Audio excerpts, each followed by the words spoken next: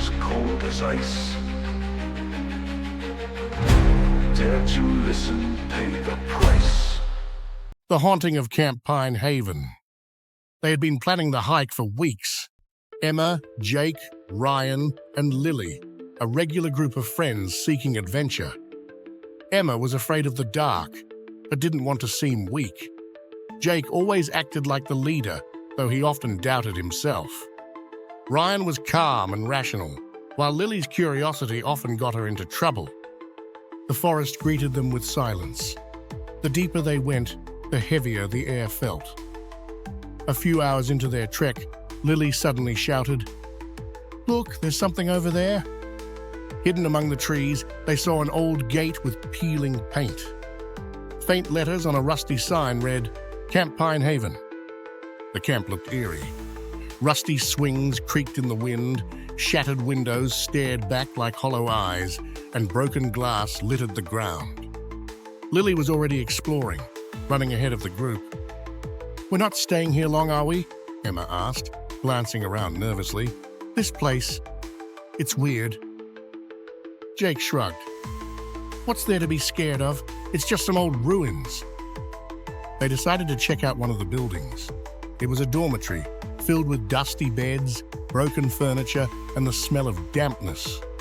That's when Lily found it. The doll. It lay on one of the beds, as though someone had left it there recently.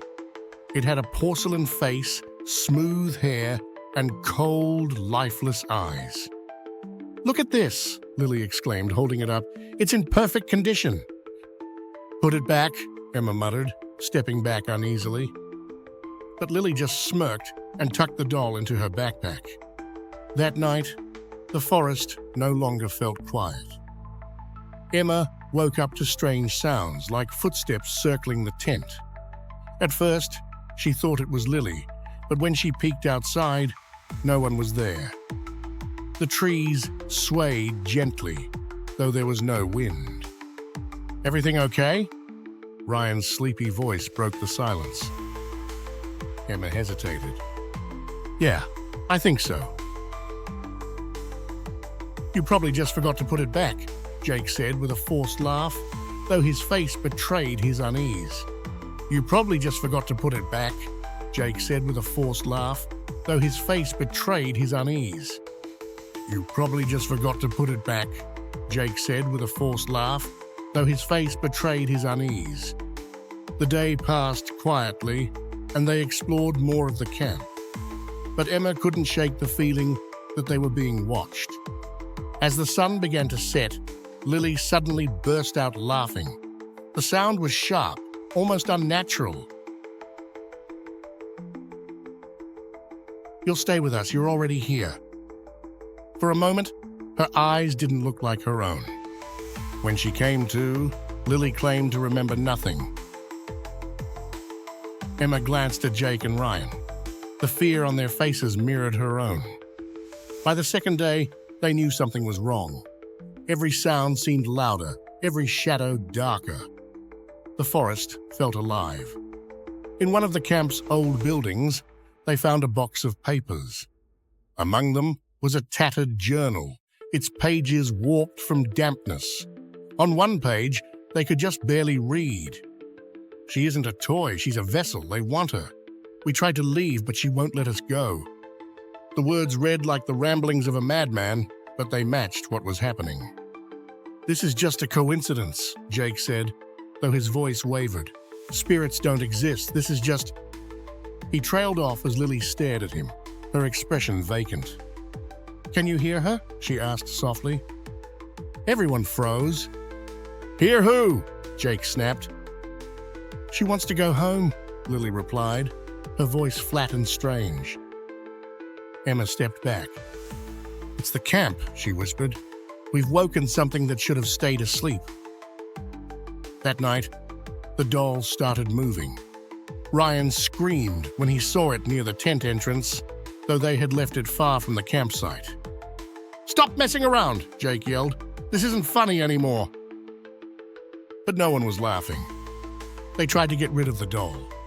Ryan picked it up and threw it far into the bushes. But an hour later, it was back, by the fire. "This isn't possible," Lily muttered. The forest grew louder. There were whispers now, faint and chilling. Something snapped in the underbrush, though there was no wind or movement. "We're leaving tomorrow," Ryan said firmly. This is some kind of curse." But in the morning, Ryan was gone. His sleeping bag was empty. The only clue was a trail of footprints leading into the woods. Emma grabbed Jake's arm. "We have to find him." But Lily, staring blankly at the forest, said, "He's already with her."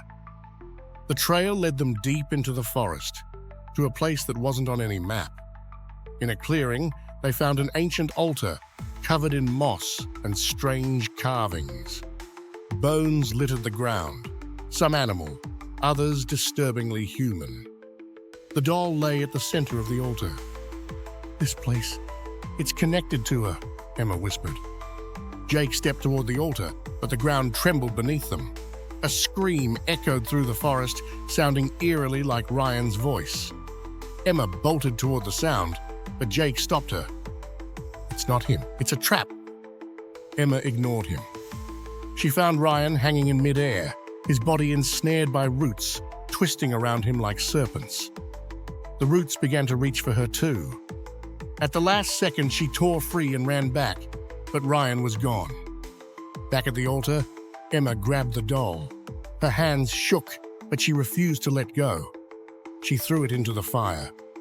The doll burned slowly, almost as if resisting. A deafening scream filled the air as the forest seemed to writhe in pain.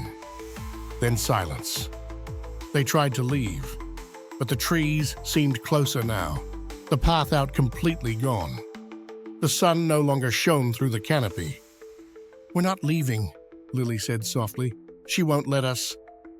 Years later, hikers exploring the same forest stumbled upon a charred porcelain doll.